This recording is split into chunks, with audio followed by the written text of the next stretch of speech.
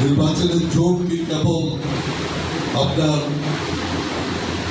Ideological ভিত্তিতে হবে? নির্বাচনের জোট হয় আইডিওলজি প্লাস আমার স্ট্র্যাটেজি, এইভাবে আমি সবচেয়ে বেশি নির্বাচনে আসব। জয় জয়।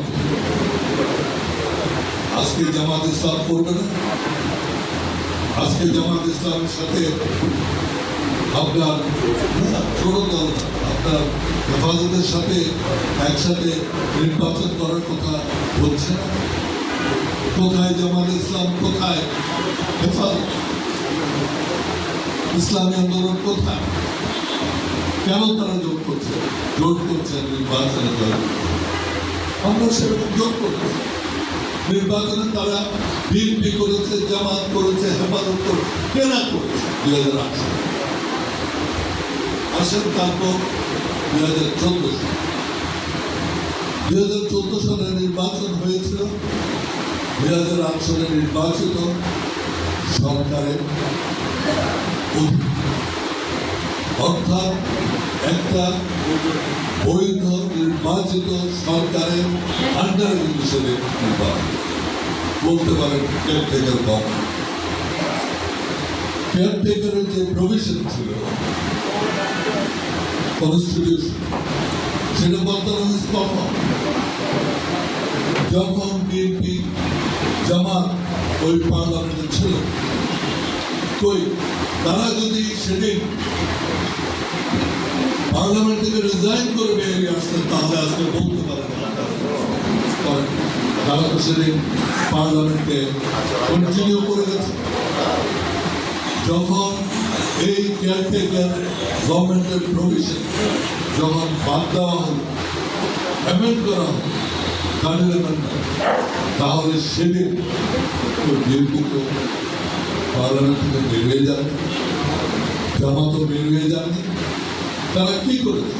They supported in a way by remaining within the parliament.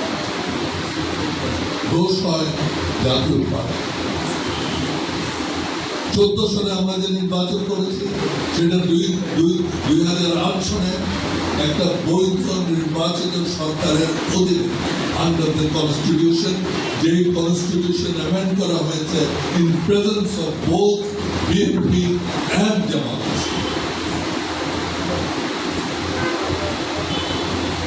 আমি আজকে বলতে চাই, ওনারা বলতে চান, অনেকেই বলতে চান যে আমরা বিএনপি ক্ষমতায় ঠিকই রাখছি।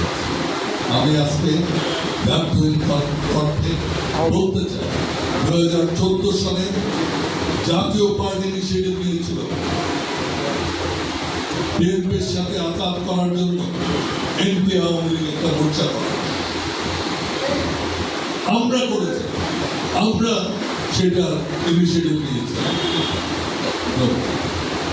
আমরা ইনিশিয়েটিভ নিয়েছিলাম বিএনপির সাথে আমাদের একটা নির্বাচনের মোর্চা করা,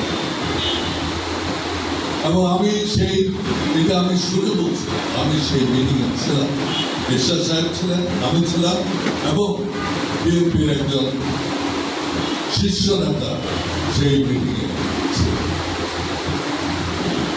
তাহলে আপনারা যে বলছেন, আপনারা তো জানেন যে আমরা সেদিন একটা মোর্চা করতে চেয়েছিলাম আওয়ামী লীগের বিরুদ্ধে, আপনারা করেন, আপনারা সেদিন নির্বাচনে যান, সেটা তো আমাদের আমরা নির্বাচন করেছি 2014